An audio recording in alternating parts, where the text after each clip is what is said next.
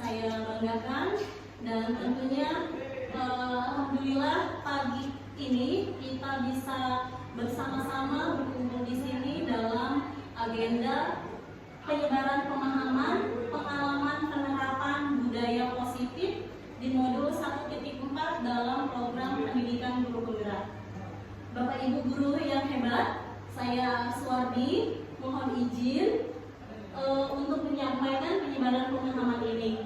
Tapi sebelum itu, untuk menumbuhkan rasa semangat kita dalam mendidik dan mencetak generasi penerus bangsa, khususnya di SMK Negeri 1 Cikulur, kita bersemangat dulu ya Bapak Ibu? Siap. Oke, kita menyanyikan lagu Pelajar Pancasila dulu ya Bapak Ibu ya. Oke.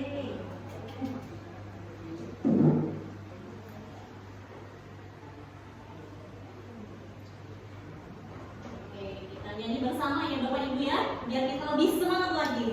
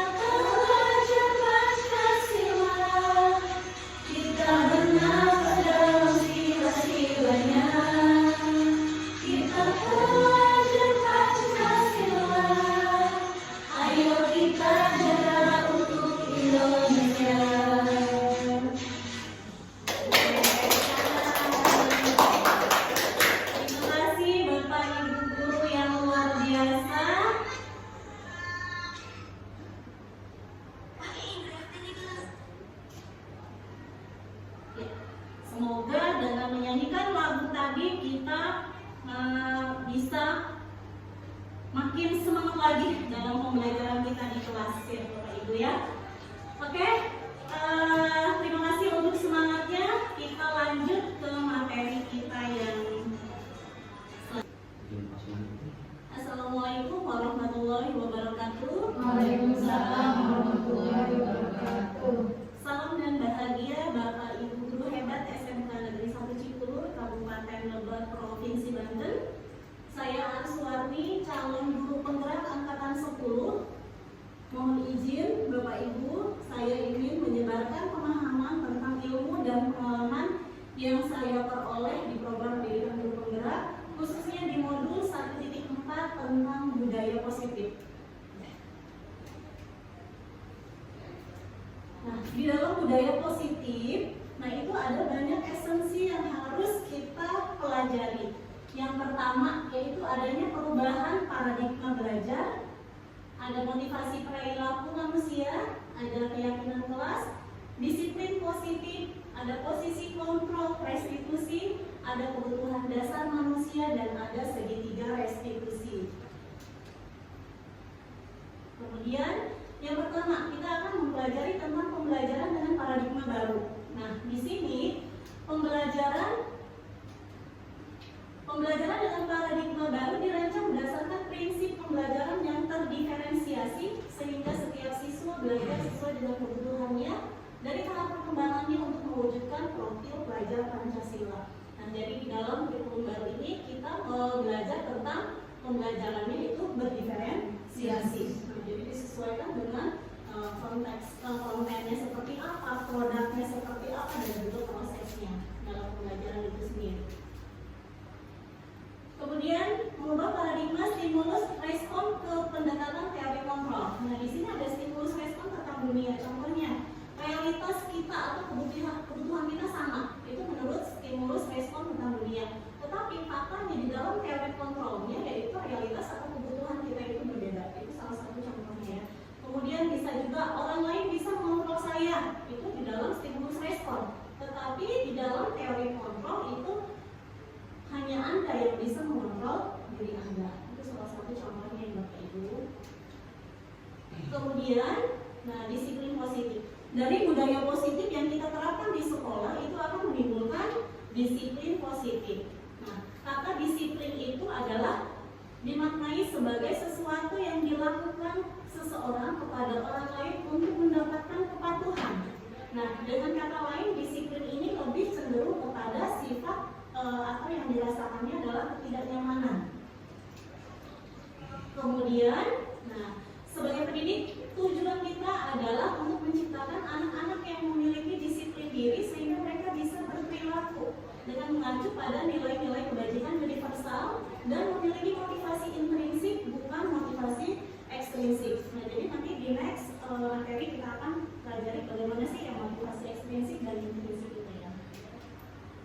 Selanjutnya, nah di dalam modul budaya positif ini ada 4 teori yang akan kita pelajari. Yang pertama adalah motivasi perilaku manusia, ada hukuman, ada konsekuensi, dan ada restitusi. Nah, apa sih esensi dari materi ini?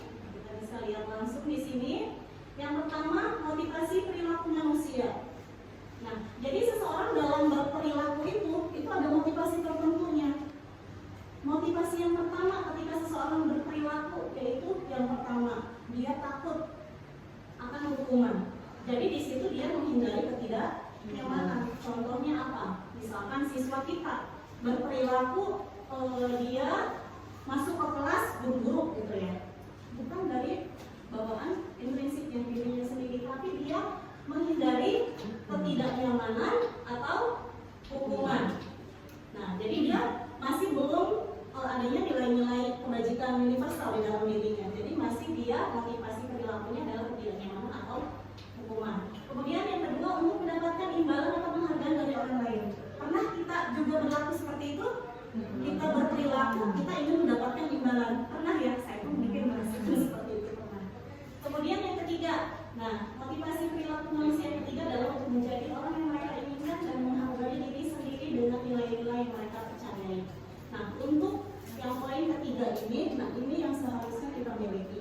Jadi kita berperilaku melakukan sesuatu itu harus sesuai dengan nilai yang ada pada diri kita. Jadi kita misalkan nyapu bukan karena takut didenda, tapi karena memang kesadaran dalam diri kita sendiri seperti itu ya. Jadi memang poin ketiga ini yang menjadi motivasi yang harus kita tekankan kepada diri kita sendiri, khususnya kepada anak murid kita. Selanjutnya adalah hukuman. Apa sih hukuman itu? Mungkin Bapak Ibu ada yang tahu hukuman apa? Hukuman itu bagi orang yang melanggar pasti dapat hukuman. Nah, betul. Bagi orang yang melanggar pasti kena hukuman. Jadi sifatnya bagaimana hukuman itu? Bisa memaksa, betul. Dan juga lebih ke satu arah ya, dari guru yang memberikan hukuman pada siswa. Nah, di sini tindakan tidak terencana hukuman itu atau tiba-tiba. Anak atau murid tidak tahu apa yang akan terjadi dan tidak dilibatkan. Nah, hukuman di sini bersifat satu arah dari pihak guru yang memberikan. Jadi kalau misalnya guru sudah memberikan hukuman, ya anak sudah tidak bisa mengelakkan, harus mengikuti aturan dari guru tersebut. Contoh, Andi, karena kamu tidak karena kamu main game saat pelajaran ibu, maka jawab pertanyaan ibu ya. Nah, kata gurunya, apa itu virus? Tidak tahu bu. Ya udah, langsung maju ke depan. Nah, gitu. Itu berupa hukuman. Nah, benarkah hukuman itu diterapkannya seperti itu? Yang harus kita terapkan kepada siswa, apakah dalam bentuk hukuman? Kita lihat selanjutnya. Yang kedua adalah konsekuensi. Beda nggak konsekuensi dengan hukuman? Berbeda, betul. Nah, tadi hukuman sifatnya memaksa, bersifatnya satu arah, kemudian anak tidak dilibatkan. Kalau konsekuensi, di sini sifatnya terencana atau disepakati sesuai peraturan. Jadi ada kesepakatan guru dengan para siswa. Nah, di sini sama juga dengan hukuman, peserta didik juga sama dibuat tidak nyaman. Jadi kalau siswa itu melakukan pelanggaran, berarti udah ada kesepakatan. Kalau dia tidak masuk kelas, berarti konsekuensinya apa nantinya? Itu konsekuensi. Ini juga bisa dimasukkan ke pembelajaran di BK juga ya Bu Hael ya. Oke, kemudian nah contohnya di sini, Mami kenapa sih kamu terlambat? Maaf Bu, saya bangun kesiangan. Kamu ingat nggak kesepakatan kelas yang sudah kita sepakati? Iya Bu, jika terlambat, saya harus berdiri di depan kelas selama KTM. Nah ini contoh dari konsekuensi. Jadi sudah ada kesepakatan. Jadi kalau dia melanggar berarti ada harus konsekuensi atau imbalan apa yang dia perbuatnya. Kalau hukuman tidak tadi ya, hukuman tidak seperti itu. Nah, lalu yang ketiga ini adalah adanya restitusi. Nah, restitusi inilah yang menjadi poin yang utama yang harus kita tekankan kepada murid jika murid itu melakukan kesalahan. Apa itu restitusi? Proses menciptakan kondisi bagi murid untuk memperbaiki kesalahannya. Gitu. Jadi jangan kita memberikan hukuman, jangan juga kita memberikan konsekuensi, tapi berikanlah restitusi. Gitu ya Bapak Ibu ya. Oke, next. Ya, selanjutnya adalah tentang keyakinan kelas. Ada yang sudah membuat keyakinan kelas di kelasnya? Sudah, alhamdulillah. Oke, apa sih keyakinan kelas itu? Mengapa harus keyakinan kelas? Bukan peraturan kelas. Beda nggak peraturan kelas dengan keyakinan kelas? Beda, betul. Oke, kenapa harus keyakinan bukan peraturan? Contohnya, mengapa kita memiliki peraturan harus menggunakan helm jika berkendara roda 2? Agar selamat, betul. Ya kan? Mengapa kita memiliki peraturan harus menggunakan masker saat pandemi COVID-19 kemarin? Agar tidak tertular virus. Oke. Nah, tapi di sini, nah sama. Jadi di situ adanya keyakinan dan adanya peraturan. Nah, kalau yang ini tadi apakah peraturan atau keyakinan yang ini? Begitu pula dengan ini. Ya kan? Nah, kita simpulkan. Oke, next. Jadi keyakinan kelas itu memiliki peran yang lebih kuat dalam memotivasi perilaku positif. Jadi kalau peraturan itu memang sifatnya memaksa, nanti adanya hukuman. Kalau peraturan sekolah atau peraturan kelas, beda dengan keyakinan kelas. Nah, keyakinan kelas itu akan memotivasi perilaku positif. Nah, ini karena keyakinan kelas itu didasarkan pada ini, nilai-nilai universal. Jadi nanti akan tumbuh dalam diri siswanya nilai-nilai universal itu. Contohnya keselamatan dan kesehatan tadi. Kalau kita berkendara dengan menggunakan roda 2 harus pakai helm, harus pakai jaket, harus pakai APD yang lengkap. Agar apa? Agar selamat. Jadi diharapkan siswa juga itu bukan karena dia ingin gaya-gaya pakai helm baru, pakai jaket, bukan, tapi karena dia tanamkan dalam diri dia kalau dia safety berarti dia akan selamat. Seperti itu. Itu keyakinan kelas. Contohnya, kemudian yang diakui secara luas oleh semua orang tanpa memandang latar belakang budaya, agama atau bahasa. Next. Nah, keyakinan kelas merupakan metode kembalinya akan ke disiplin positif ya, yang didasari oleh motivasi dari dalam atau motivasi intrinsik. Jadi memang kita harus menanamkan nilai-nilai universal itu dalam diri siswa.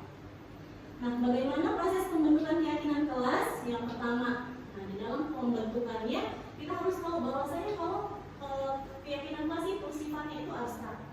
Jadi bukan konkret seperti di peraturan sekolah atau peraturan kelas ya. Jadi itu sifatnya abstrak. Kemudian dia berupa pernyataan universal dari dalam diri. Kemudian dibuatkan dalam pernyataan positif. Tidak boleh pakai pernyataan negatif. Kalau misalkan di peraturan sekolah tidak boleh memakai seragam selain seragam sekolah. Itu ada kata tidak boleh di peraturan sekolah. Nah, di dalam keyakinan kelas tidak boleh ada kata negatif, harus bersifat positif. Atau misalkan tidak boleh membuang sampah. Nah, itu kan ada kata tidak. Itu tidak boleh kita terapkan di dalam keyakinan, tapi kita ganti menjadi kalimat positif. Menjadi apa? Buanglah sampah pada tempat. Good. Oke, buanglah sampah pada tempatnya. Jadi harus dalam statement positif. Sama kalau saya mengajarkan pada anak saya juga, saya tidak mengajarkan anak saya bilang jangan, tapi saya adek tidak boleh ya atau nggak boleh ya. Saya jarang sekali menggunakan kata jangan. Yang kemudian sedikit saja kalimatnya agar mudah diingat. Nah, kalau peraturan sekolah kan panjang, satu statement aja ya, jadi susah dihafalkan atau diingat. Tapi dalam keyakinan kelas itu tidak usah panjang-panjang, asal mudah dipahami dan dimengerti oleh semua siswa. Nah, kemudian sesuaikan dengan kondisi sekolah dan kelasnya, dan semua warga sekolah harus terlibat. Itu dalam proses pembentukan keyakinan kelas. Next, nah contohnya, ini prosedurnya. Jadi yang pertama adalah semua siswa mereka itu diminta untuk bercurah pendapat tentang peraturan yang perlu disepakati. Kemudian yang kedua, setelah mencurahkan pendapatnya, mencatat masukan-masukan murid itu. Kita catat, kita akumulasikan, kita kumpulkan, bisa di papan tulis atau bisa menggunakan post-it atau dan sebagainya, nanti supaya kita bisa menganalisanya. Kemudian setelah dikumpulkan dari masukan-masukan para siswa itu, baru disusunlah keyakinan kelas sesuai dengan prosedur pembentukan keyakinan sekolah dan mengganti kata negatif menjadi kalimat positif. Oke, nah contoh keyakinan kelas di sini. Nah, keyakinannya adalah disiplin. Contohnya adalah datang tepat waktu. Jadi kita nggak boleh, jangan terlambat datang ke sekolah, nggak boleh. Tapi kita ganti datang tepat waktu. Nah, kemudian contoh lagi, mengerjakan tugas tepat waktu. Nah, ini contoh dari keyakinannya adalah tanggung jawab, nilainya ya. Nah, ini keyakinannya. Kemudian membuang sampah pada tempatnya. Nah, jangan kita bilang jangan buang sampah sembarangan, tapi kita bilang positifnya membuang sampah pada tempatnya. Ini nilainya adalah nilai universalnya adalah kebersihan dan seterusnya seperti itu Bapak Ibu. Next, nah ini keyakinan kelas yang sudah saya terapkan di kelas 10 PP2 ya. Nah di sini keyakinan kelas yang saya ambil ada 7 keyakinan. Walaupun di kelas 10 TP2 itu ada 31 siswa. Nah, masing-masing siswa saya berikan post-it untuk menuliskan keyakinan kelas. Nah, tetapi dari 31 siswa itu saya jadikan satu bagi yang statementnya itu sama. Jadi saya satu-satukan. Terbentuklah 7 keyakinan kelas ini. Kesimpulan. Nah, kesimpulan misalkan jadi kita jadikan satu payung gitu. Contohnya tadi, misalkan jangan buang sampah sembarangan, kemudian tidak mencoret-coret tembok, berarti kebersihan seperti itu atau perapihan. Nah, kemudian kalau sudah dibuat keyakinan kelas, buatlah kesepakatannya. Nah, ini merupakan tanda tangan mereka bahwasanya mereka sepakat dengan keyakinan kelas yang sudah dibuat. Nah, kemudian kalau sudah dibuat keyakinan kelas, buatlah kesepakatannya. Nah, ini merupakan tanda tangan mereka bahwasanya mereka sepakat dengan keyakinan kelas yang sudah dibuat. Seperti itu. Baik, Bapak Ibu, ini sudah sampai di keyakinan kelas. Selanjutnya saya akan menampilkan proses pembuatan keyakinan kelas itu sendiri yang saya terapkan di kelas 10 TP2. Selamat menyaksikan.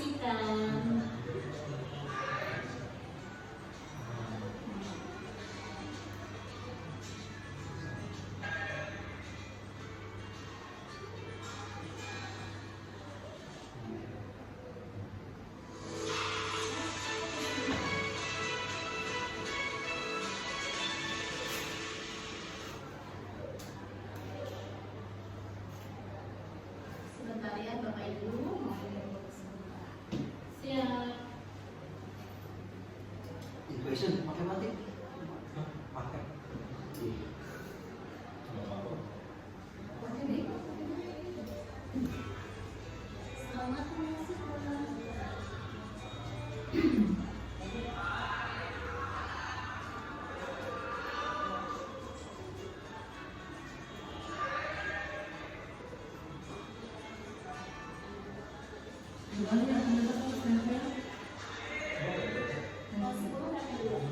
Banyak kalau habis semua.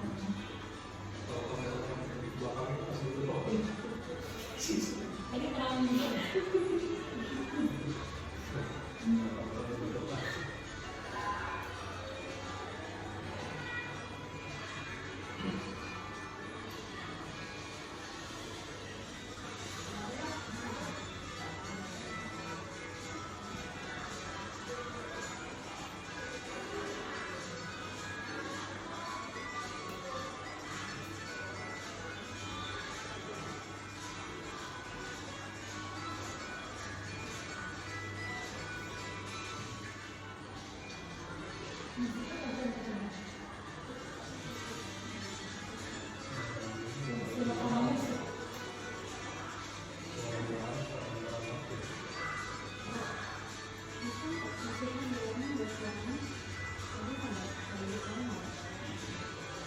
Ini tulang yang benar.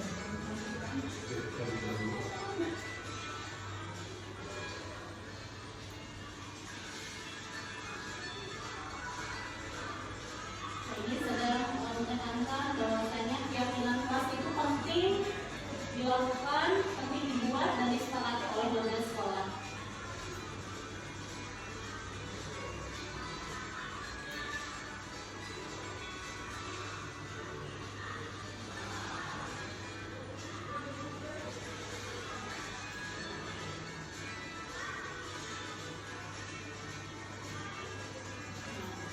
Sedang memberikan pemahaman tentang keyakinan kelas yang akan dibuat.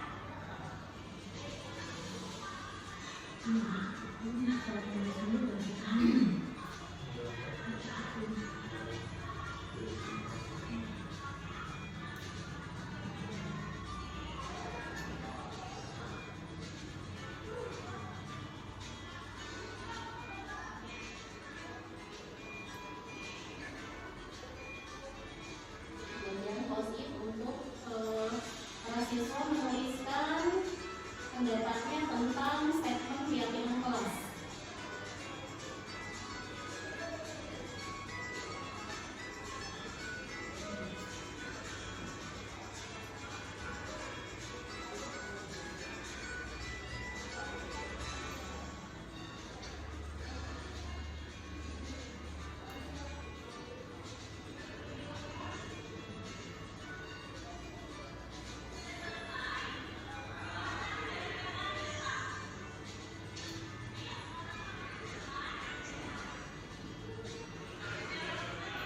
Siswa-siswa menempelkan keyakinan kelas yang telah mereka buat, yang telah mereka tuliskan di post-it itu.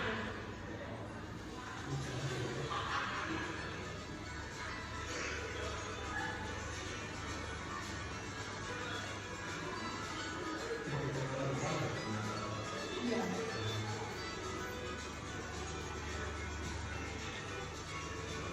Tulisan keyakinan kelasnya terbalik karena itu belakang kamera depan.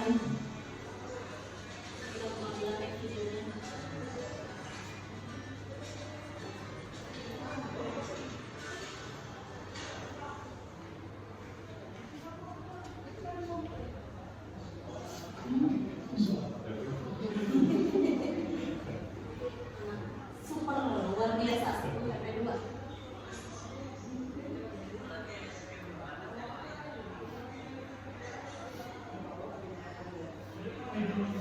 ada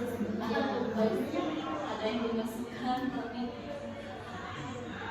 ini menganalisis keyakinan kelas yang akan disepakati. Jadi saya sortir, kalau yang sama statementnya saya jadikan satu dari 31 post-it surat pendapat mereka, saya kelompokkan dan didapatlah 7 keyakinan kelas.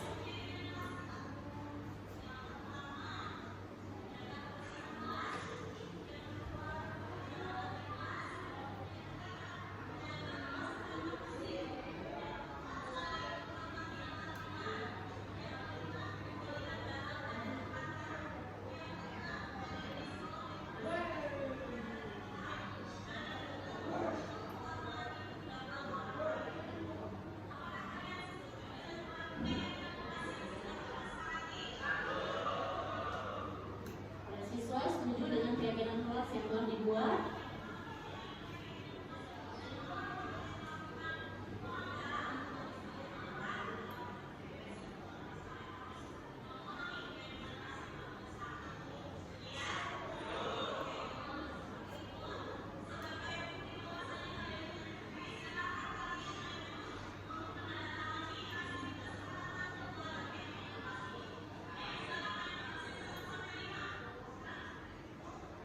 Ini penandatanganan hasil kesepakatan hasil dari keyakinan kelas yang sudah dibuat.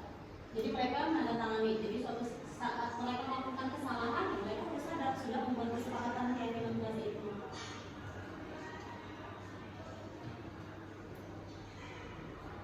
Gurunya cantik sendiri ya Bapak Ibu, karena di sini peserta didiknya laki-laki semua.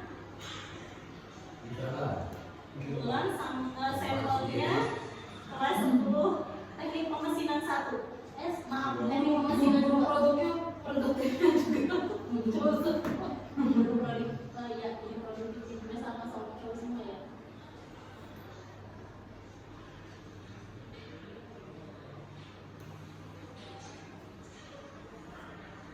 Nanti bakal ada guru baru lagi kali ya kesini. Kayaknya kan masih kurang ya.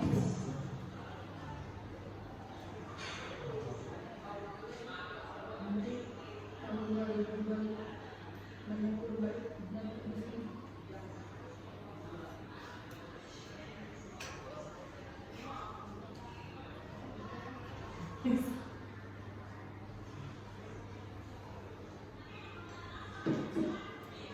Mereka sangat antusias Bapak Ibu membuat keyakinan kelas itu, dan mudah-mudahan mereka bisa memahami dan mengimplikasikannya dalam diri mereka sendiri ya. Konsisten ya. Mereka sadar akan hak-hak dan kewajiban-kewajibannya tentunya.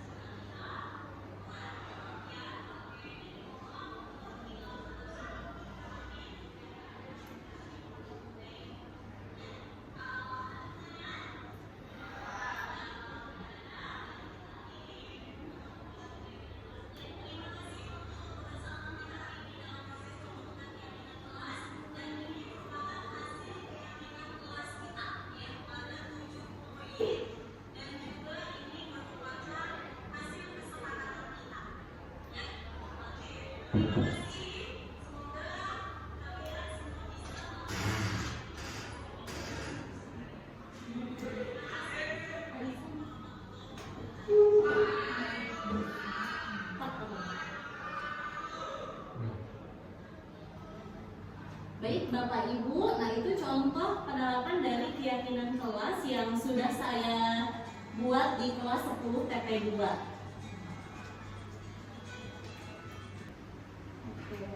Next, selanjutnya, nah itu tadi tentang keyakinan kelas, Bapak Ibu bisa memahaminya ya.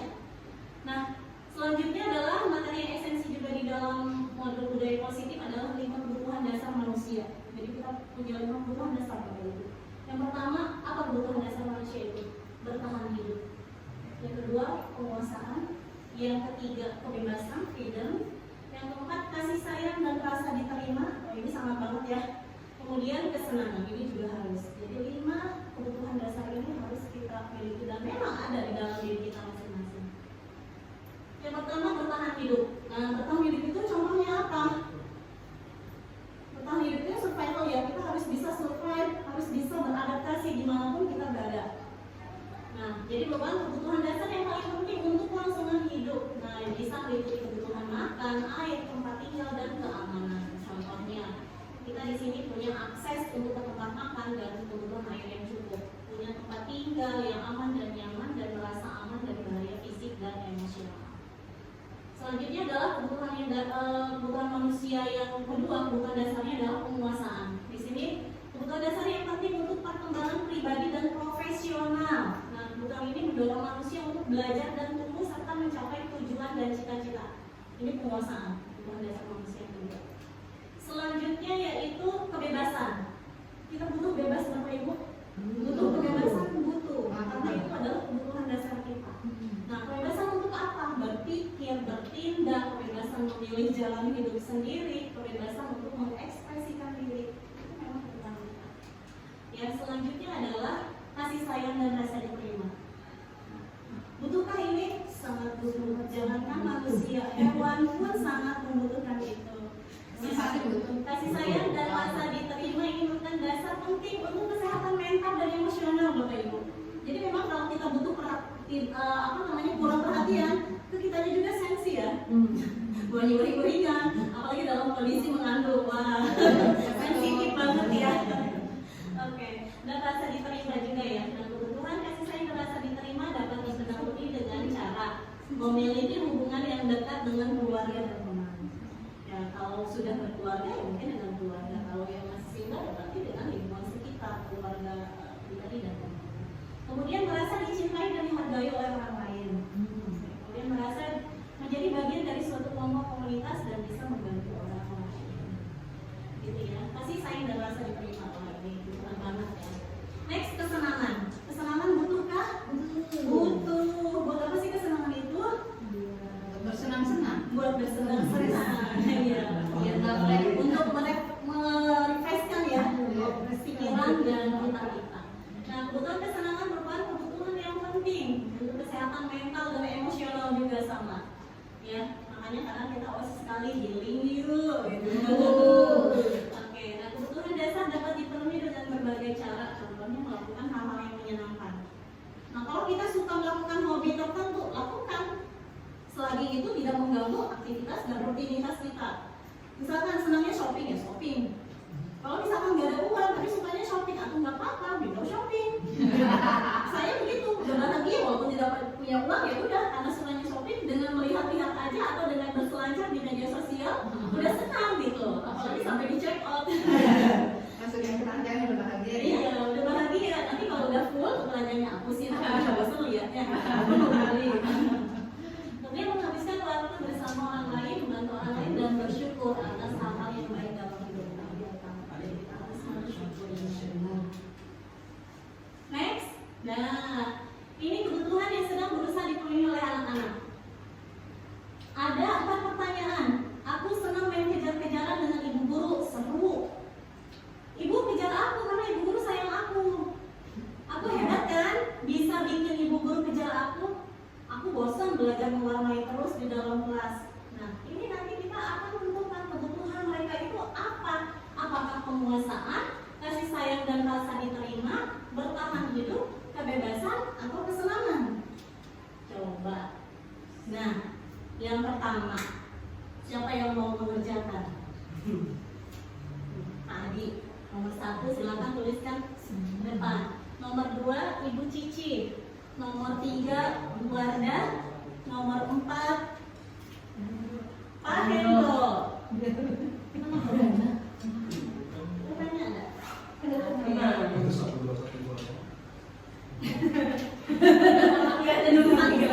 Oh iya, maaf ya, gurunya lupa.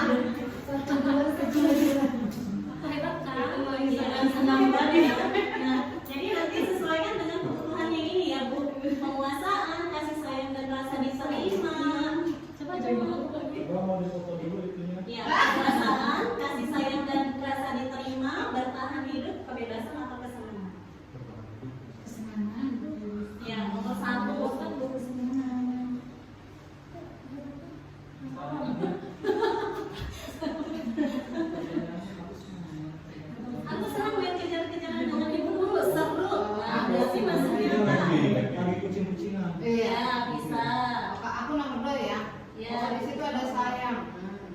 cinta ya. Iya, boleh. Mangga dituliskan dan ditempelkan di mana ya Bapak Ibu? Cinta kamu. Ya gitu. Untung lah. Apa cinta? Boleh. Coba lihat ini. Baik, Bapak Ibu sudah? Mangga silakan ditempelkan di depan. Kita diskusikan bersama.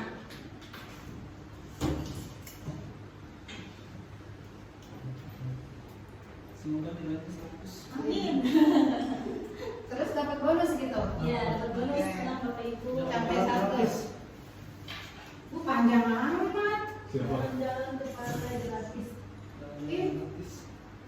Apa yang Berarti salah ya? Kita sama. Oke, terima kasih Bapak Ibu atas responnya. Sekarang kita diskusikan ya. Untuk soal nomor 1, aku senang main kejar-kejaran dengan ibu guru, seru. Nah, menurut Pak Adi, nah ini merupakan kebutuhan kasih sayang dan rasa diterima dan juga kesenangan. Kesenangan. Nah, menurut statementnya ini kasih sayang atau kesenangan? Kesenangan. Oke, nice. Yang benar adalah kesenangan.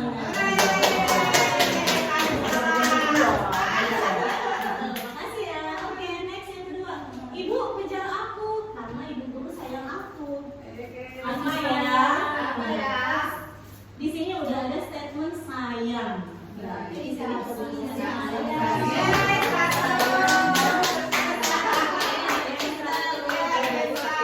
Nanti rewardnya ya. langsung lompat Bu? Yes.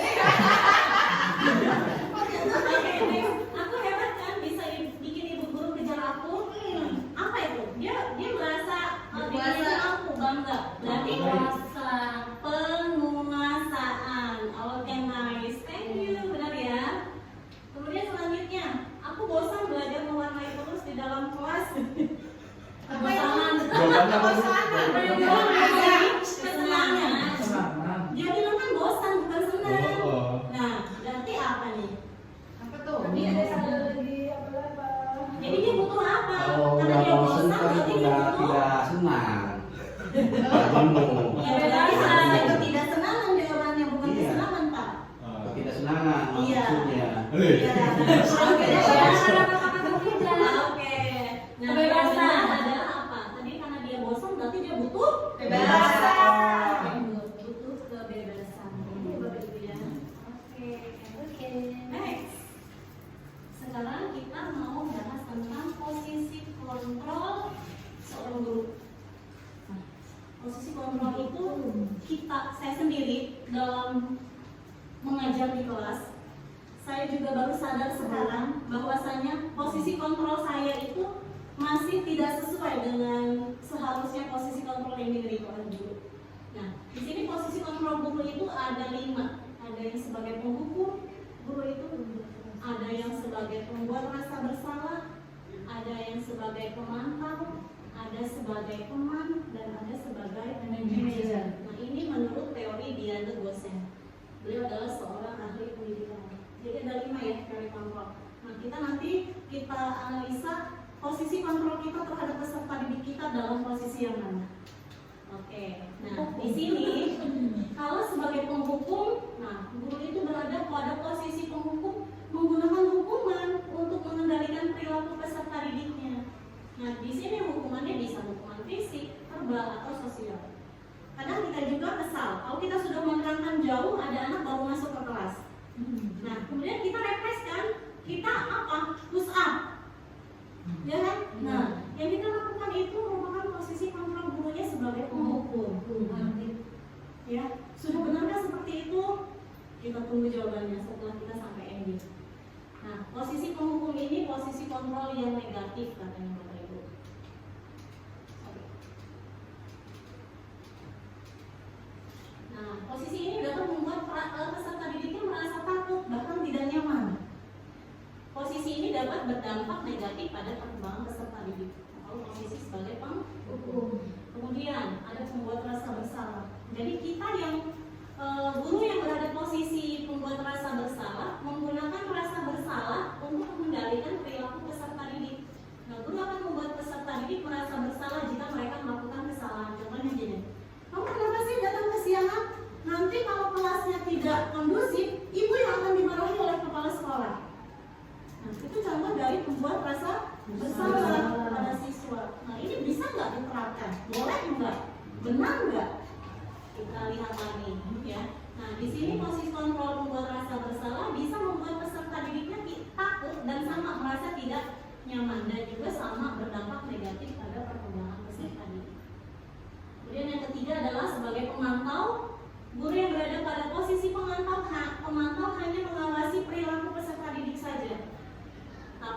tidak melakukan intervensi kecuali peserta didik melakukan kesalahan. Nah, posisi pemantau ini sudah merupakan posisi kontrol positif.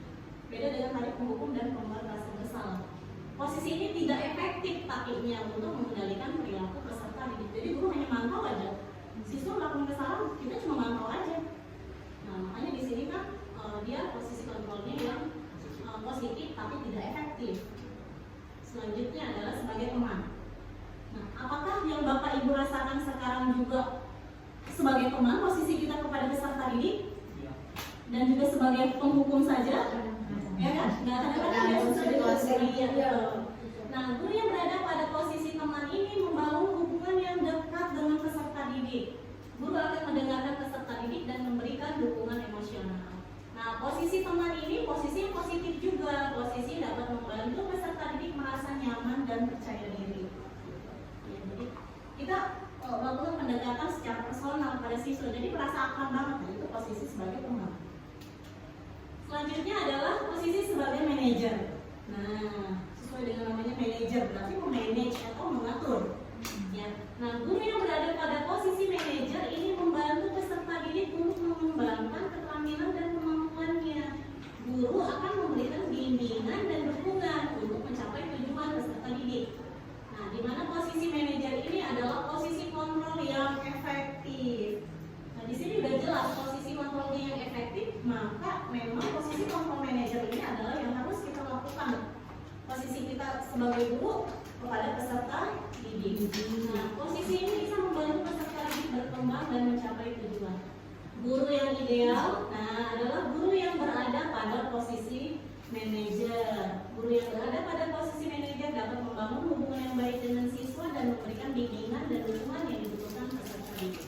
Jadi posisi manajer yang harus kita posisikan di dalam diri kita sebagai seorang guru, ya Bapak Ibu. Oke, nah saya juga akan punya 5 pertanyaan lagi nih. Sekarang kita diskusikan masuk ke dalam posisi kontrol yang mana nih?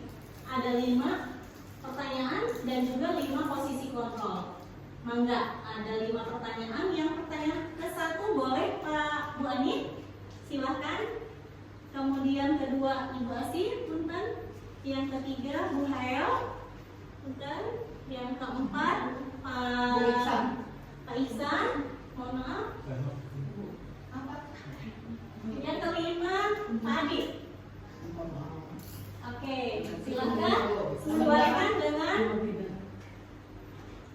posisi kontrol kita. Baik, Bapak Ibu sudah. Sekarang silakan tempelkan ke depan. Kita diskusikan bersama ya. Tutup.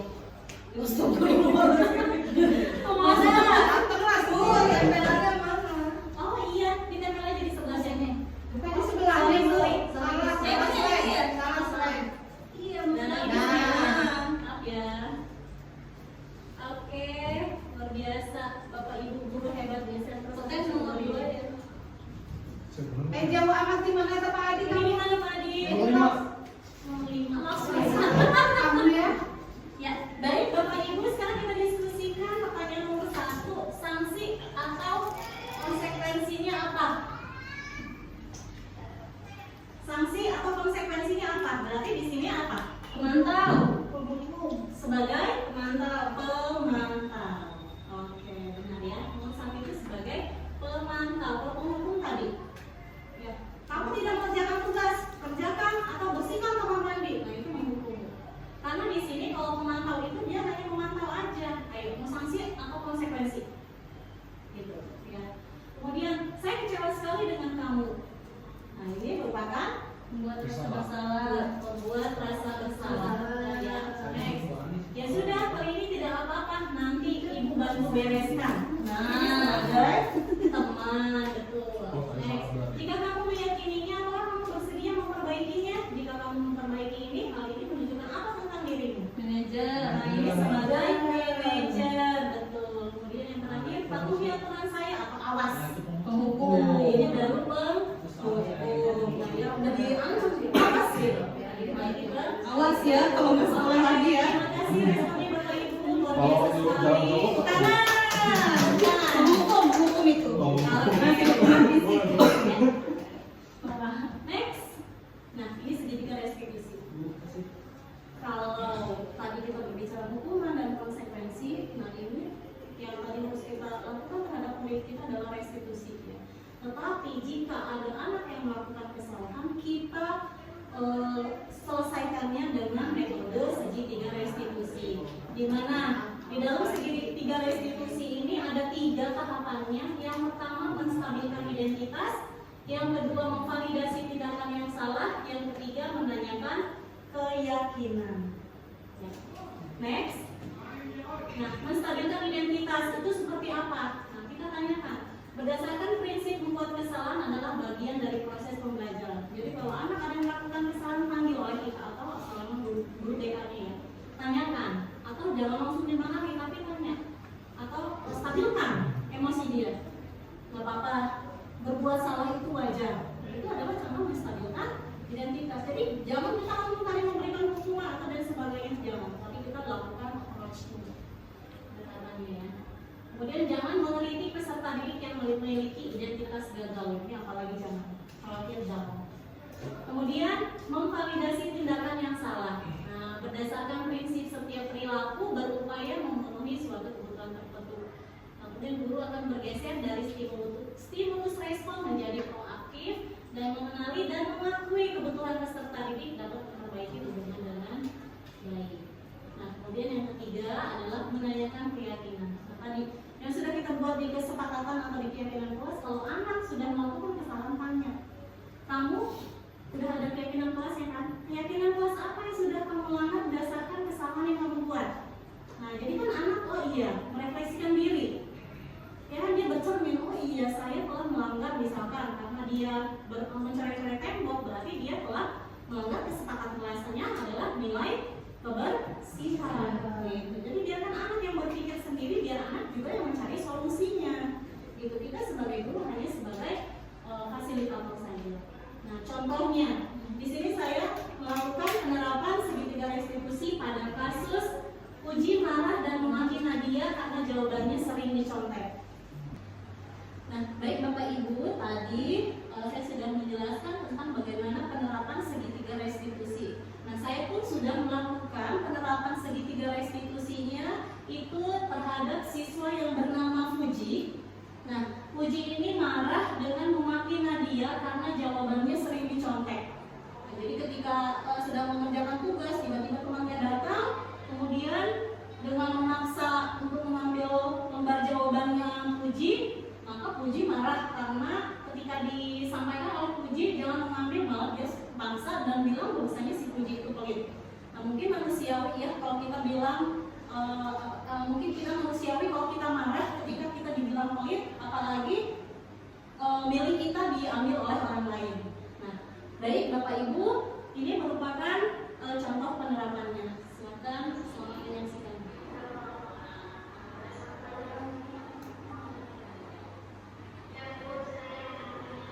Nah, ini yang pertama menstabilkan identitas. Jadi menanyakan dulu permasalahannya seperti apa.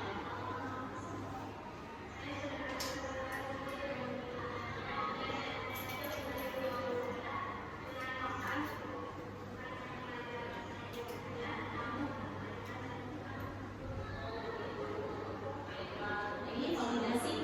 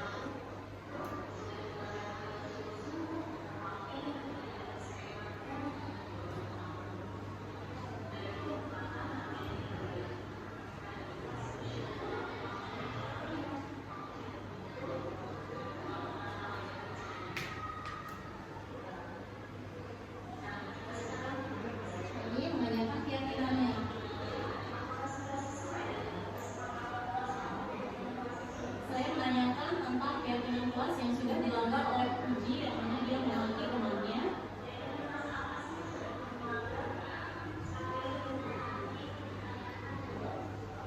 Keyakinan kelas yang telah dilanggarnya adalah saling menghormati antar teman. Harusnya itu yang dia pahami dalam nilai-nilai kewajibannya itu.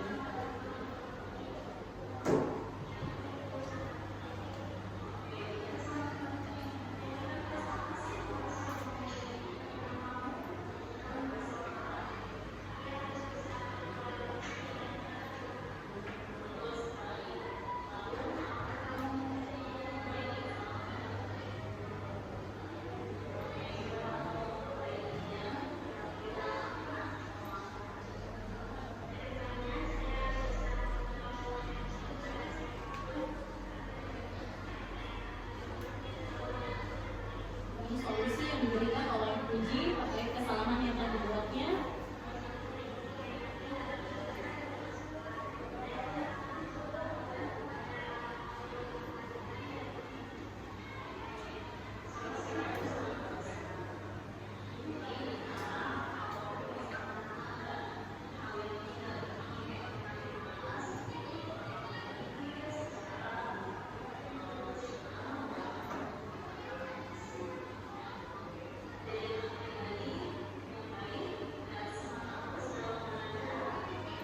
Saya memberikan motivasi kepada uji untuk menjadi pribadi yang baik dan bisa lebih semangat lagi dalam belajarnya. Begitu Bapak Ibu ya, itu contoh penerapan untuk segitiga restitusinya. Selanjutnya, nah setelah saya memberikan solusi dalam penerapan segitiga restitusi, nah kemudian ini tanggapan dari peserta didik itu sendiri.